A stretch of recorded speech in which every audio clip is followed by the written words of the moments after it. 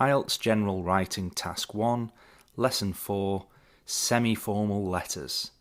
I've put a red question mark after that semi-formal letters because the main question I'm asking at the start of this lesson is, do we need to learn about this type of letter? Or do semi-formal letters even exist in IELTS General Writing Task 1?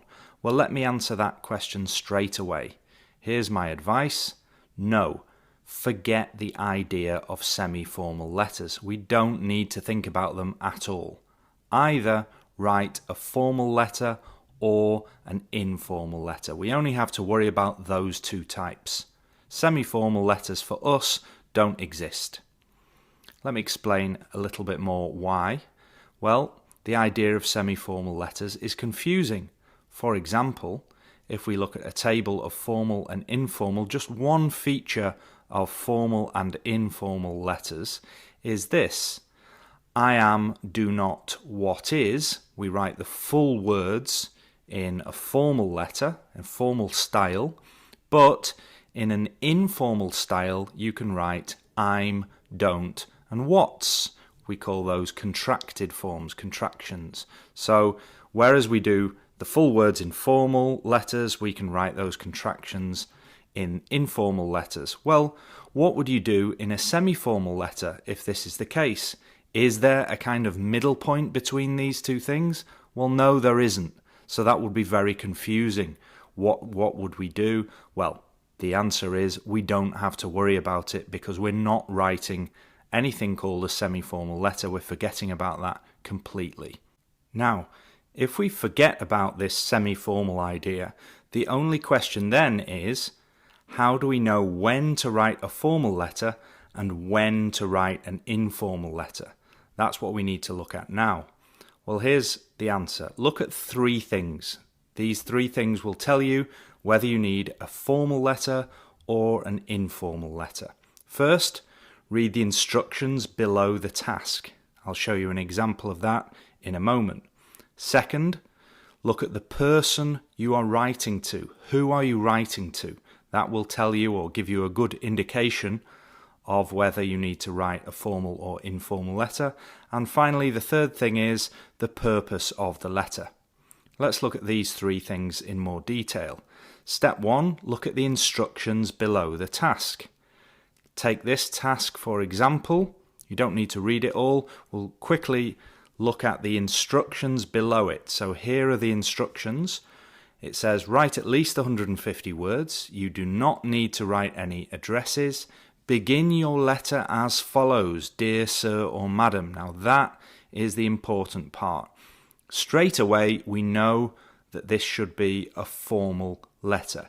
Dear sir or madam is always formal. Now what happens though if the instruction doesn't say dear sir or madam, it says begin your letter with dear. This is obviously more confusing because it can be used for formal or informal. So we have to go on to step 2, which was look at who you're writing to. Who are you writing to? Who is the person? Back to that example, the person we're writing to is here, the hotel manager. That should tell you that this needs to be a formal letter. But sometimes it's more confusing. You're not quite sure. Let's have a look at some examples of who are you writing the letter to. Well, if it's a friend or family member, it's always going to be an informal letter. On the other hand, if you're writing to somebody you don't know, a person you do not know, it's going to be a formal letter that you need. However, look at these 4 people, work colleague, boss, neighbour, teacher. It's not so clear. In some situations you might write to a work colleague, boss, neighbour or teacher in a formal way. In other situations you might write to one of these people in an informal way. It depends. So then we have to look at the next thing. Step 3, what's the purpose of the letter? This will help us decide. Now, is it a friendly or social letter? In that case, it's going to be informal. Even if you're writing to your boss in a friendly, social way, it will be an informal letter. On the other hand, if it's a professional or business type letter, you're going to make it formal. So that's the purpose. We know the person and we've seen the instructions, and finally the purpose. That should give us all we need. To make sure this is clear, let's use some examples. I'm going to show you 5 examples of questions, and we will decide using those 3 steps whether we need a formal letter or an informal letter. So question number 1, I'm not giving you the whole question, just the main idea. Write a letter to inform your manager that you are going to leave your job. Begin your letter as follows: Dear Sir or Madam. This is an easy one because this shows us straight away that we need to write a formal letter. Dear Sir or Madam, always formal, and we'll end the letter with yours faithfully. Let's look at number 2 now. It's the same question. Write a letter to inform your manager that you are going to leave your job, but in this case the instruction tells you only to begin with dear. So we have to look at steps 2 and 3, the person and the purpose. So who are we writing to? It's the manager, and the purpose is to leave your job. Hopefully you've already got the answer. This is going to be a formal letter because of the purpose. This is not a friendly letter, it's definitely professional or business. When you write to your manager leaving your job, you're expected to write a formal letter. You begin that letter with Dear Mr. Smith, for example, and you'd end that letter with yours sincerely. When you know the surname of the person, Mr. Smith in this case, you end with yours sincerely and then just put a full name, first name and second name, after that yours sincerely. I'll repeat the beginnings and endings later in a summary. Now question 3, write a letter to invite your manager to your birthday party. Again, the person is the manager, but this time we're inviting the manager to a party, and that is definitely an informal purpose. It's a friendly letter. You're treating your manager as a friend who you're inviting to your party. So you can use your manager's first name. Invent a name. We could say Dear Peter. And the ending is informal, so you can put something like best regards. On to question number 4. Write a letter to your neighbours to thank them for lending you something. Begin your letter as follows: Dear. It's not clear from the instructions from writing dear whether it's formal or informal that we need. So next we look at the person or people, which is neighbours. Still not clear whether we need a formal or informal letter, so the purpose is the most important thing here. Thank them for lending you something. Now I think that should definitely be an informal letter. It's an informal, friendly purpose to this letter. If your neighbours have lent you something, you've borrowed from them, you probably know them well. It wouldn't be a big problem if you wrote a formal thank you letter, but I don't think you would lose marks for it really, but I would prefer to see people write an informal letter for this one. It seems more sensible. In that case then, we can begin with first names for your neighbours, so Dear Peter and Jane, for example, and end with best regards. On to number 5, and this will be a similar one.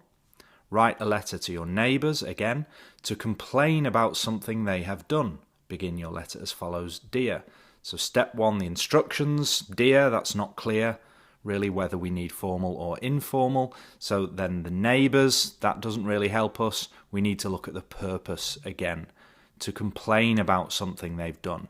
Now, this one doesn't matter so much. I don't think you would lose points for choosing either or getting it wrong. I don't think you can really get this wrong. I personally would prefer a formal letter, or that's what I would do in the exam in this case, because I don't think it's a very friendly situation. It's more of a professional or business situation, if you want to call it that. It's not very friendly, that's for sure. However, if you did write an informal complaint to your neighbours, that's also very possible, so you wouldn't lose marks for it.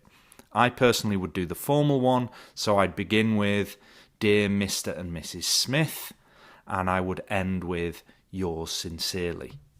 So there you've seen 5 examples, and I hope that helps you to see when to write a formal letter and when to write an informal letter. Let's just do a quick summary of what I've said there. First, let's look at those 3 things again. Remember, look at the instructions below the task. That's definitely the most important thing. Most of the time, the instructions are going to tell you. If it's dear sir or madam, it's formal, and if it's dear, it's almost always informal. But if you're not sure, look also at the person you're writing to and the purpose of the letter. And with a bit of practice, this is much easier than maybe you think it is. One more final thing, let's look at beginnings and endings. Informal letters, you begin with Dear John, first name for example, and you end with best regards and a first name. Easy. Then there are 2 types of formal letter. Formal letter 1 is when you don't know the person's surname and you write dear sir or madam. When you write dear sir or madam, you finish with yours faithfully and a full name, so with a surname as well. So I've added Jane Smith, I've given her a surname. The second type of formal letter is when you know the person's name, the surname. Dear Mr. Jones, well, you're inventing a name if it's, for example, a boss that you know. And when you have the surname that you've invented, you finish with yours sincerely, and you have a full name to finish with as well, which you can also invent. So remember those 3 ways of beginning and ending. 1 informal and 2 formal ways. Finally, remember the main thing that I've said at the beginning of this lesson. Forget the idea of semi-formal letters. Just become good at writing formal letters and become good at writing informal letters. Watch the 2 video lessons that I've made before this one, lessons 2 and 3, about formal letters and informal letters, and then you'll be well prepared. In the next lesson, next and final lesson for General Training Writing Task 1, we'll look at phrases for different purposes of letter. For example, if you're requesting, thanking, complaining, etc. So we'll look at lots of phrases for all the different purposes that you might have to write a letter for.